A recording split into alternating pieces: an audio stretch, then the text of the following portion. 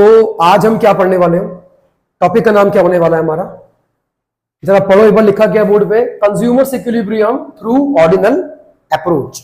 आपको याद होगा कि ऑर्डिनल अप्रोच का एक और नाम था इंडिफरेंस कर्व एनालिसिस अप्रोच। और इस वाले टॉपिक से पहले मैंने आपको यह साफ बताया था कि आपको इंडिफरेंस कर्व और बजट लाइन का पूरा कॉन्सेप्ट ढंग से समझ में आना चाहिए, तभी आप क्या समझ पाएंगे? How does a consumer attain equilibrium in case of ordinal approach या फिर इंडिफरेंस कर्व एनालिसिस अप्रोच। अगर आपको अभी तक इंडिफरेंस कर्व का मतलब क्लियर नहीं है या बजट लाइन का अगर आपको मतलब क्लियर नहीं है, तो आप ये अप्रोच को स्टडी नहीं कर पाओगे, पढ़ नहीं पाओगे। आपको आता है इंडिफरेंस कर्व क्या है, आपको आता है कि बजट लाइन क्या होती है, ये दोनों चीजें आपको आनी चाहिए, तभी आपसे ये टॉपिक कवर हो पाएगा। बात समझ आई? चलिए अब देखो, सवाल ये आता है कि अगर एक कंज्यूमर इक्विलिब्रियम पे आना चाहता है with the help of ordinal approach, हम कार्डिनल की बात नहीं करेंगे, वो ऑर्डिनल अप्रोच में अगर इक्विलिब्रियम पे आने की बात कर रहा है एक कंज्यूमर, तो ऐसी कौन सी कंडीशन है कि पूरी होंगी तभी वो कंज्यूमर इक्विलिब्रियम पे आएगा? गणेश, मैंने आपको इक्विलिब्रियम जो शब्द है इसका मीनिंग क्लियर किया था, कुछ याद है? कंज्यूमर इक्विलिब्रियम का मतलब होता है a level of maximum satisfaction, जहां तक कंज्यूमर पहुंचना चाहता है, वो उससे नीचे नहीं तो उससे ऊपर भी नहीं, वो एग्जैक्टली उसी पॉइंट पर जाके अपने आप को रोक लेगा, क्योंकि ये वही पॉइंट है जिसमें उसका सेटिस्फैक्शन मैक्सिमम है, टीयू उसका मैक्सिमम है, एमयू उसका 0 है, ये वही पॉइंट है। बात समझ आया? हाँ, तो अगर मैं ऑर्डिनल अप्रोच के थ्रू बात करता हूं तो एक कंज्यूमर इक्विलिब्रियम पे या a state of maximum satisfaction पे कैसे पहुंचेगा, तो इसको समझने के लिए वी हैव टू कंडीशंस। अगर ये दो कंडीशंस पूरी होती हैं तो एक कंज्यूमर इक्विलिब्रियम की स्टेट में पहुंच जाएगा इन ऑर्डिनल अप्रोच। बात समझ में आ रही है? तो वो दो कंडीशन बोर्ड पे आपके सामने साफ साफ लिखी भी हुई है। पहली क्या है पढ़ना, MRS of X Y, X and Y क्या है इसमें? गुड्स है, एक गुड एक्स है और एक गुड वाई है। MRS of X Y must be equal to PX upon PY. Now what is PX upon PY? That is your price ratio. Price ratio किनके प्राइस का रेशियो? Price of good X upon price of good Y. बात समझ में आ रही है? अब MRS of X Y का मतलब क्या था? Marginal rate of substitution, and that was the slope of indifference curve. देखो लिखा हुआ है एमआरएस ऑफ एक्स वाई का मतलब है स्लोप ऑफ इंडिफरेंस कर्व। और ये जो क्या लिखा है मैंने, प्राइस रेशियो, ये क्या है? It's the slope of budget line. मतलब इन दोनों के स्लोप को कौन तय करता है? इंडिफरेंस कर्व के स्लोप को कौन तय कर रहा है? एमआरएस। और बजट लाइन के स्लोप को कौन तय कर रहा है? That is your price ratio. बात समझ आया? प्राइस रेशियो हमेशा, ये बात को ध्यान रखना, delta Y upon delta X होगा। ये प्राइस की फॉर्म में है, लेकिन ये हमेशा delta Y upon delta X की फॉर्म में होगा या उसके इक्वल होगा। अब डेल्टा वाई क्या है इसमें? Number of units sacrificed of Y upon number of units gained of X. और हम एक्स का हर बार एक ही गेन कर रहे थे, याद करो। देखो मैं यहां पे करता हूं प्रूफ, ये लिखा हुआ है। चलो जब हम इसके ऊपर आएंगे ना तब आप जान पाएंगे कि P X upon P Y is always equal to delta Y upon delta X. बात समझ आ रही है? ये इसका मतलब। चलिए, ये आपके सामने दो तरह के टेबल हैं, जरा इसको एक बार ध्यान से देखिए। चलो पहले मैं आपसे इसके बारे में करूंगा बात, इसके बारे में स्लोप ऑफ इंडिफरेंस कर्व। ये जो आपके सामने डायग्राम है, इसमें आप लोग क्या देख पा रहे हैं? We have good X and good Y and here is MRS of X Y. अच्छा एक बात बताओ, एमआरएस एक्स वाई का मैंने कैसे निकाला होगा? बोलो, एमआरएस ऑफ एक्स वाई कैसे निकाला होगा? Delta Y upon delta X. कुछ यही फॉर्मूला हमने यूज किया था, क्या निकालने के लिए? एमआरएस निकालने के लिए। जैसे जैसे गुड एक्स गेन हो रहा है, जैसे जैसे क्या हो रहा है? गुड एक्स गेन, वैसे वैसे गुड वाई क्या हो रहा है? सैक्रिफाइस हो रहा है। क्या हो रहा है? सैक्रिफाइस हो रहा है। पहले में क्या लिखा गया? डैश, कुछ भी सैक्रिफाइस या गेन नहीं हुआ। लेकिन जब हम आगे बढ़ते हैं तो हमने क्या देखा? तुमने कितना सैक्रिफाइस करा जबकि कितना गेन कर रहे हो। फिर अगली बार तुमने क्या किया बोलो, सेक्रीफाइस 5, कितना गेन किया आपने 1, फिर कितना किया सेक्रीफाइस, कितना गेन किया, again 1, sacrifice 3, again gain 1, sacrifice 2, और एग्जैक्टली इसी बात को मैंने यहां लिखा है। मतलब एमआरएस का मतलब यही है कि आपने वाई के कितने यूनिट्स को सेक्रीफाइस किया ताकि आप एक्स के एक को गेन कर सको, दैट इज योर एमआरएस। बात समझ आया? और इंडिफरेंस कर्व का स्लोप कौन तय करता है? एमआरएस ही तय करता है। इसी की वजह से उसका शेप कैसा बनता है? कॉन्वेक्स बनता है, क्योंकि ये लगातार गिरता है। अभी ये क्यों गिरता है वो भी आप जानते हो कि सर जैसे जैसे हम एक्स को लगातार गेन कर रहे हैं, गेन का मतलब है उसे हम कंज्यूम कर रहे हैं, वैसे वैसे मिलने वाला एक्स से सेटिस्फैक्शन लगातार गिर रहा है। इसलिए मैं हर बार वाई को कम से कम सेक्रीफाइस करूंगा ताकि मैं एक एक्स्ट्रा एक्स को गेन कर सकूं, तभी मेरा सेक्रीफाइस का जो रेट है। एमआरएस का एक और शब्द में जो सिंपल सा मतलब होता है रेट ऑफ सेक्रीफाइस। क्या बोला? ये रेट ऑफ सेक्रीफाइस है। आप इस पूरे एग्जांपल के अंदर किसको सेक्रीफाइस कर रहे थे? वाई को। और वाई हमेशा क्या हो रहा है? ये क्या है तुम्हारा? सेक्रीफाइस है। किसका? वाई का। सेक्रीफाइस हर बार वाई को आप कम से कम करोगे क्योंकि आप उतनी बार एक्स से क्या हो रहे हो? सेटिस्फाई हो रहे हो। बात समझ आ रही है? ये देखो पॉइंट है ये मेन, इन सब बातों को ध्यान रखना। अब आते हैं किसके ऊपर? एक टेबल और है मेरे पास जो किसका स्लोप तय कर रही है? बजट लाइन का। याद करो था कुछ? Yes, good X and good Y. Again आप एक्स को गेन कर रहे हो और अगेन आप वाई को सेक्रीफाइस कर रहे हो। अच्छा, यहां पे 0, यहां पर 0, क्यों? इसका मतलब है, अच्छा ये सब क्या थे? These all are the combinations. पहले कॉम्बिनेशन में अगर मैंने अपना सारा का सारा इनकम 250 रुपए की कहां लगा दी? गुड वाई पे, तो वाई का मैक्सिमम आई कैन गेन 25। अब सारी इनकम मेरी कहां लग चुकी? तो उस केस में एक्स मुझे क्या मिलेगा? 0 मिलेगा। लेकिन जैसे ही मैंने एक्स को गेन करने की कोशिश भी करी, क्या बोला? कोशिश भी करी, वैसे वैसे मुझे वाई को सेक्रीफाइस करना पड़ेगा। क्यों? क्योंकि आई हैव लिमिटेड इनकम।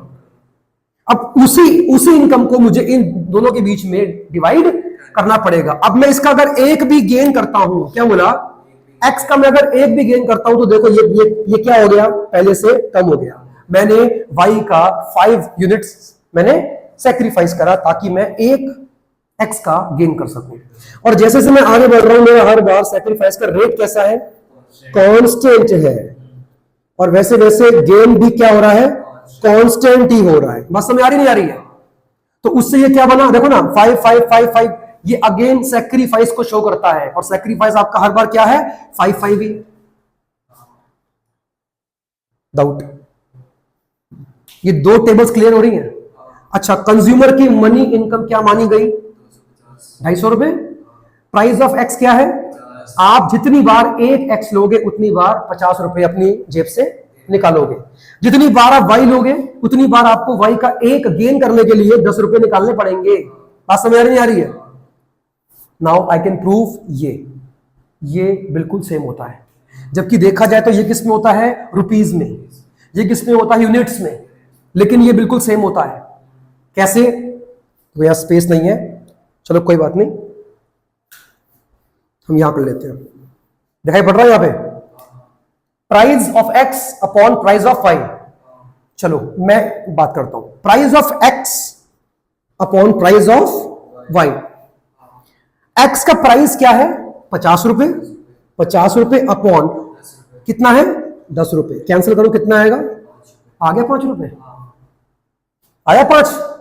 ठीक है, इसको रिमूव करते हैं। अब जरा इसको लेते हैं, delta Y upon delta X को लेते हैं। आप डेल्टा वाई का मतलब क्या है? वाई का सेक्रीफाइस। कि बोलो क्या हुआ? 5। और क्या गेन हुआ? अगेन कितना आया? 5 नहीं आ गया? मतलब इसका मतलब एक ही होता है, ये एक ही है। जबकि देखा जाए तो ये किस में? रुपीज में है, और ये किस में है? आपका यूनिट्स में है। But both are same. तो अब क्या कंडीशन क्या थी हमारी? कंडीशन ये थी, बोलो क्या थी? हम किस पॉइंट को इक्विलिब्रियम का नाम देंगे? हमारे पास तो पॉइंट बहुत सारे, देखो ध्यान से। अब हमें इसको और इसको कंपेयर करना है, ये हमारे काम के नहीं है। These two columns and these two columns हमारे काम के नहीं है। We have to compare MRS and PX upon PY, क्योंकि यही कंडीशन है। अब जिस पॉइंट पे क्या होगा? एमआरएस एंड प्राइस रेशियो आपस में बराबर होंगे ना, उसी पॉइंट पे कंज्यूमर इक्विलिब्रियम पर आएगा। देखो ना, पहले में कितना कितना सेम, उसके बाद कहीं पर भी सेम नहीं है। यहां पे 4 है, यहां 5 है, यहां 3 है, यहां 5 है, यहां 2 है, यहां 5 है। तो there is only one point. कौन सा वाला है? इसका मतलब क्या हुआ कि जब मैं 2 से 3 पर गया, क्या बोला? जब मैं 2 से 3 पर गया, और जब यहां पर भी मैं, कैसे हो जाएगा जरा बोलो एक बार। 1 से 2 पे गया, 1 से 2 पे गया, ये वाला कह रहे हो? नहीं, 1 1 5, हाँ ठीक है। जब मैं 1 से 2 पर गया तो मैं किस पर आया? इक्विलिब्रियम पर आया। मतलब बात समझ में आ रही है? ये इसका मतलब हो गया। इसका मतलब है कि जब मैं डायग्राम को शो करूंगा तो ये कुछ ऐसा बनेगा। ये क्या बन गया मेरा? This is my indifference curve. और एग्जैक्टली इसी पॉइंट पर क्या हो रहा है? मैं बोलूं मेरा MRS of XY is exactly equal to the price ratio of X and Y। बात समझ में आ रही है? और यही पॉइंट मैं नाम के देने वाला हूं पॉइंट ऑफ क्या? इक्विलिब्रियम। इसको नाम दे दिया। कुछ पूछना है इसमें? नहीं है? अच्छा, अब इसमें मैं सॉरी तुम्हें रहेंगी। अब इसके अंदर मैं एक चीज आपको और दिखाना चाहूंगा, और वो ये है, आपको याद होगा कि हमने 3 इंडिफरेंस कब बना रखे थे,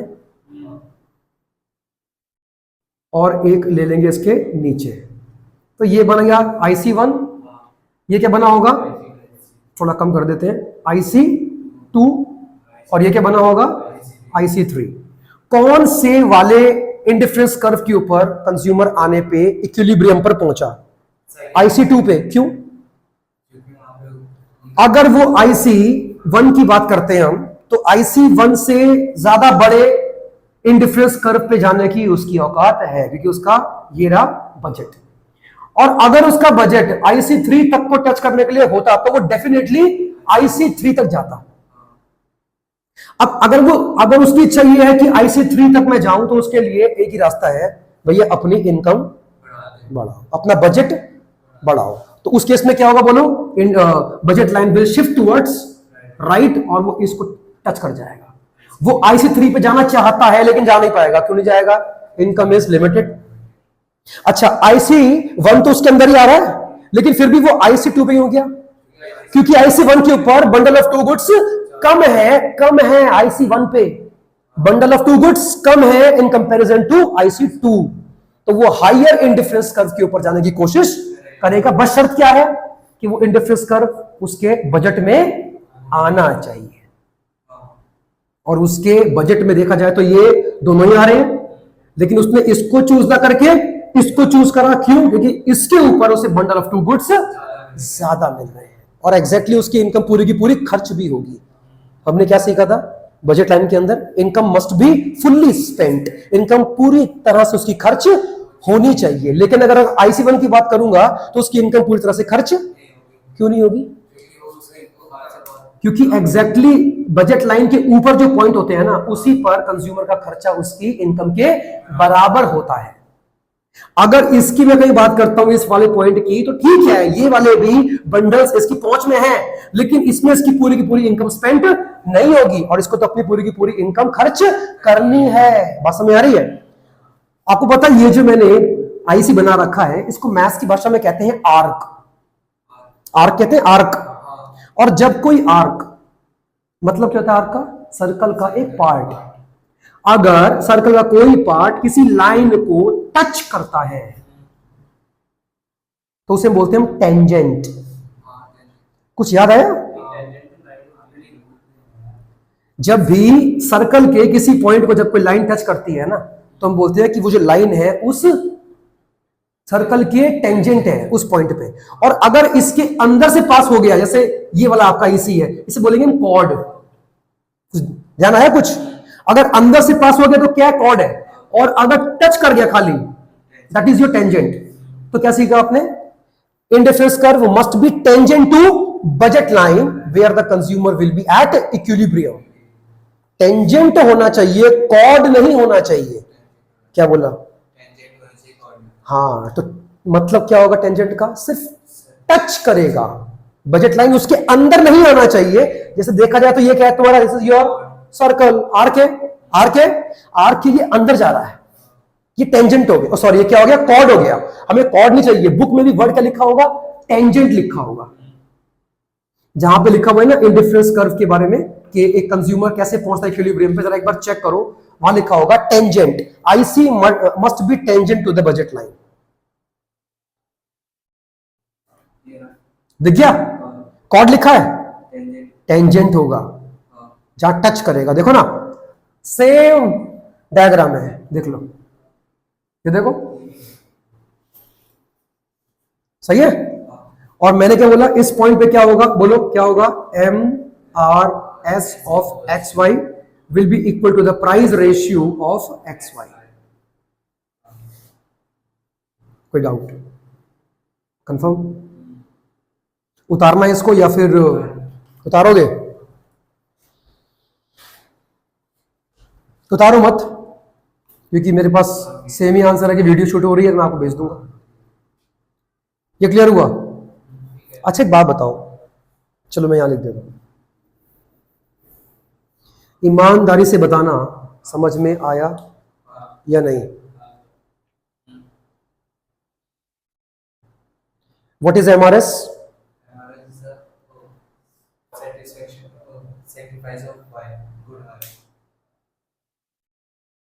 एमआरएस का मतलब क्या होता है? Delta units sacrificed upon delta units gain.